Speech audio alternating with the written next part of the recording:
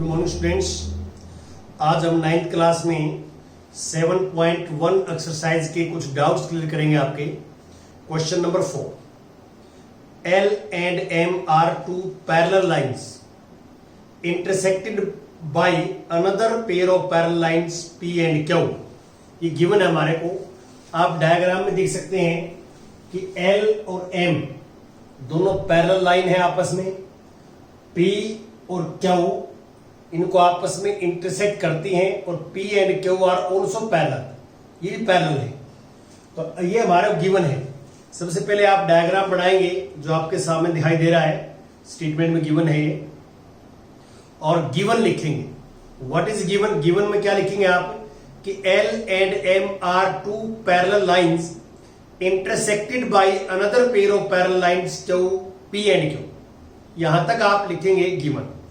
और फिर so that में क्या है? सो दैट हमने शो करना है कि triangle ABC is congruent to triangle CDE। यह आपने प्रूव करना है। तो ये बड़ा इजी है, इसमें कोई मुश्किल नहीं है। तो आप क्या करेंगे, सॉल्यूशन में लिखेंगे सॉल्यूशन कि L is parallel to M,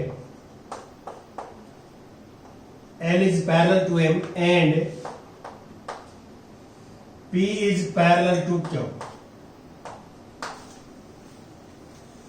तो ये ABCD जो क्वाड्रिलेटरल है, दिस बिकम्स ए पैरेललोग्राम।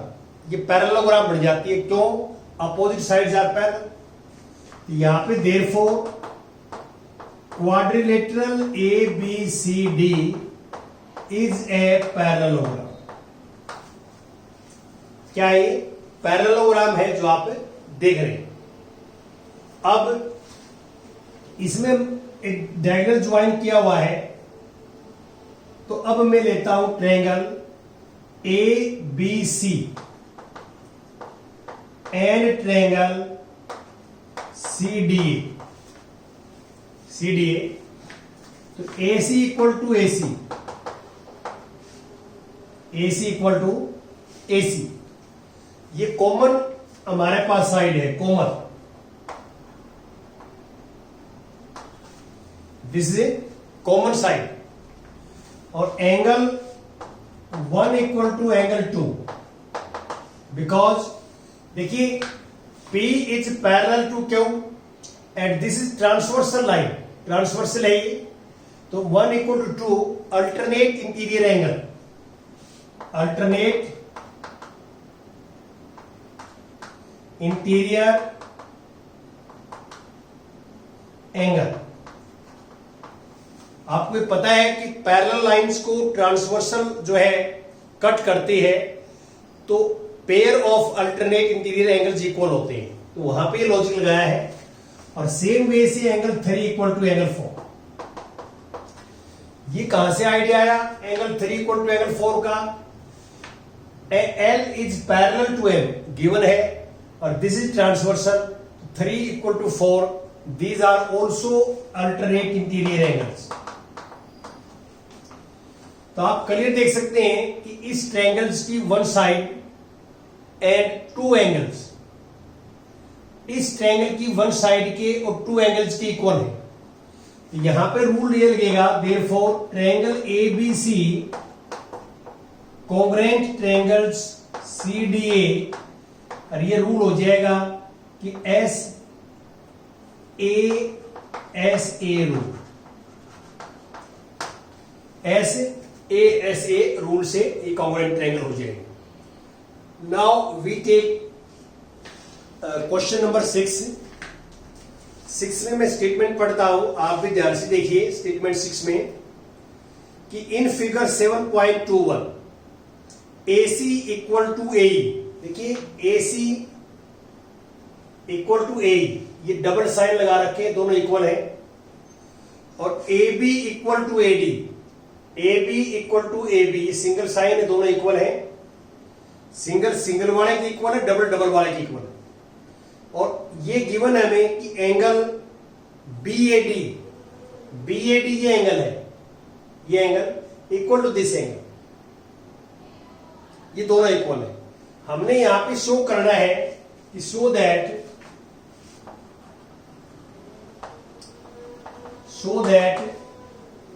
कि BC इक्वल टू DE। तो सबसे पहले आप क्या है कि अपनी कॉपी पे डायग्राम बनाएंगे, उसके बाद गिवन लिखेंगे। व्हाट इज गिवन, मैं स्टेटमेंट में पढ़ता हूं, स्टेटमेंट में से एज इट इज लिखना है कि गिवन है कि AC equal to AE comma AB equal to AD and angle BAD equal to angle EAC। यहां तक आप लिखेंगे गिवन, फिर आप लिखेंगे so that this equal to this, और फिर आप लिखेंगे इसमें सॉल्यूशन क्या है। देखिए सॉल्यूशन क्या है ये लिखेंगे। तो आप यहां देखिए ये एंगल जो है, इतना एंगल इसके इक्वल है। हमें स्टेटमेंट में गिवन है कि एंगल, स्टेटमेंट के अंदर देखोगे BAD equal to angle EAC, ये इक्वल है।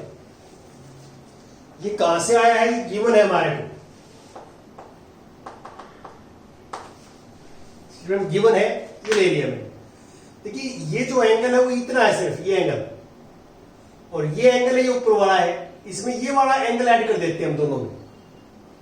रीजन क्या है, मुझे BC इक्वल टू DE चाहिए, तो BC जो है BC वो ट्रायंगल ABC में है, और जो DE है वो ट्रायंगल ADE में है। तो हम जो एंगल इक्वल करना चाहते हैं वो एंगल ABC में हो और ADE में हो, इसलिए ये ऐड कर रहे हैं। तो adding angle DAC both side, हम दोनों में ये एंगल ऐड कर देते हैं। तो angle BAD plus angle DAC और angle EAC plus angle DAC। अब आप डायग्राम में देखेंगे कि हम इस एंगल में ये एंगल प्लस करते हैं तो एंगल हो जाएगा BAC, और इस एंगल में ये एंगल प्लस करते हैं तो एंगल हो जाएगा EAD।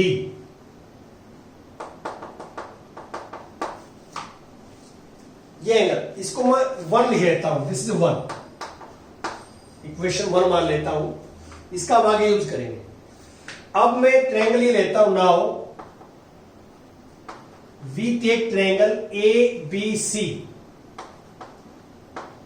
And triangle ADE।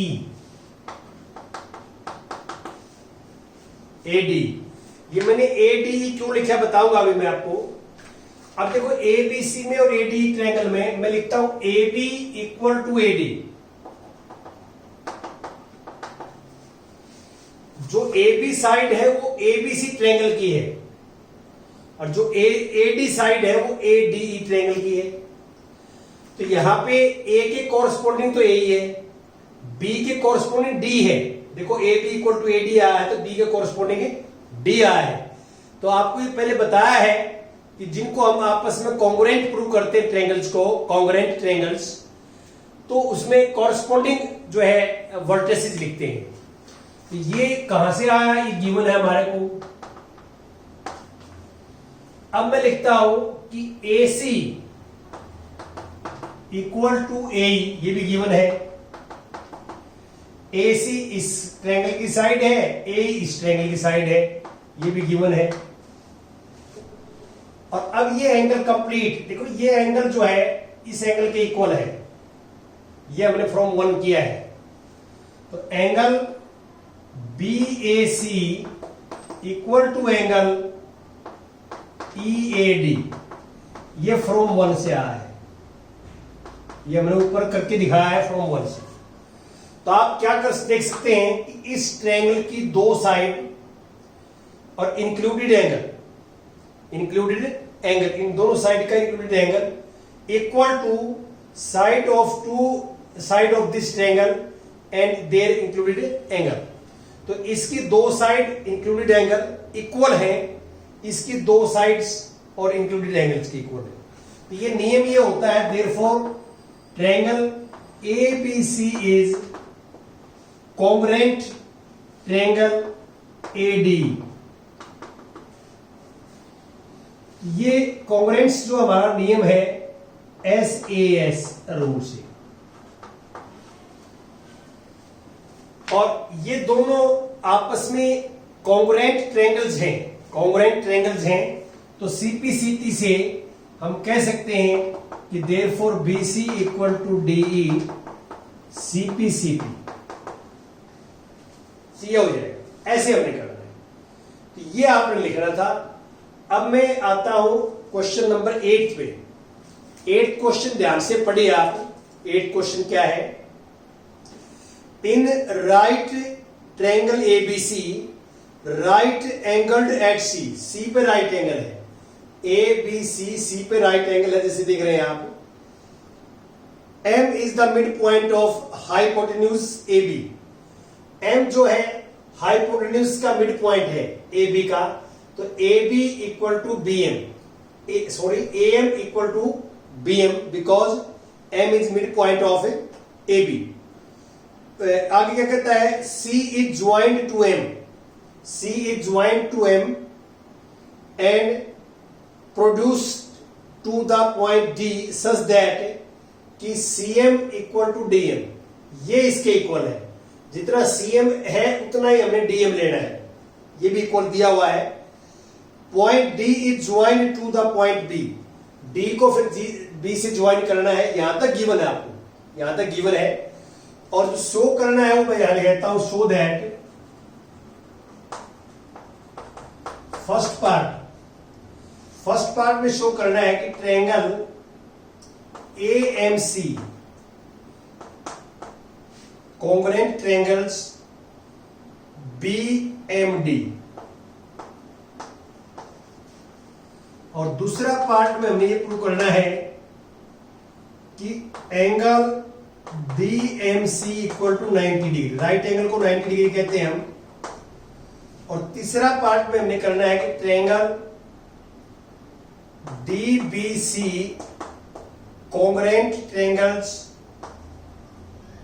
ACB, और चौथा पार्ट में आपने करना है कि CM equal to half of AB, ये शो करना है। तो हम क्या करेंगे इसमें? सबसे पहले तो आप गिवन लिखेंगे, जैसे मैंने बताया है। जहां पे शो दैट लिखा हुआ उससे पहले जो स्टेटमेंट में लिखा हुआ वो गिवन है, एज इट इज लिख देंगे आप, गिवन है वो। और शो दैट में 4 पार्ट्स हैं। अब इसका हम जो है यहां वो लेते हैं सॉल्यूशन, यहां शुरू करता हूं मैं सॉल्यूशन। देखिए सबसे पहले हमने AMC ये ट्रायंगल BMC के कॉन्ग्रुएंट प्रूव करने हैं। अभी तक हमारे पास कॉन्ग्रुएंट के 2 ही नियम हैं, एक तो SAS और एक ASA। अभी तक हमारे पास 2 ही हैं। तो अभी फिलहाल जो है मैं लेता हूं triangle AMC and triangle AMC triangle BMD, ये 2 ट्रायंगल लेते हैं, ये ले ली। अब मैं ये लिखता हूं कि AM equal to BM given है। Angle 1 equal to angle 2 vertically opposite angle है। देखो 2 लाइंस कट करते हैं तो वर्टिकली अपोजिट एंगल इक्वल होते हैं। Vertically opposite angle, vertically opposite angles are equal. अब लिखता हूं CM इक्वल टू DM,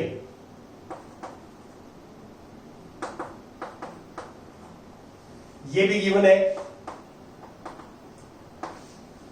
तो आप क्या देख रहे हैं कि इस ट्रायंगल्स की 2 side and included angle, their included angle, two sides and included angle are equal to side of two side of this triangle and included angle. They are equal. Equal है तो हम कह सकते हैं therefore triangle AMC congruent triangle BMD.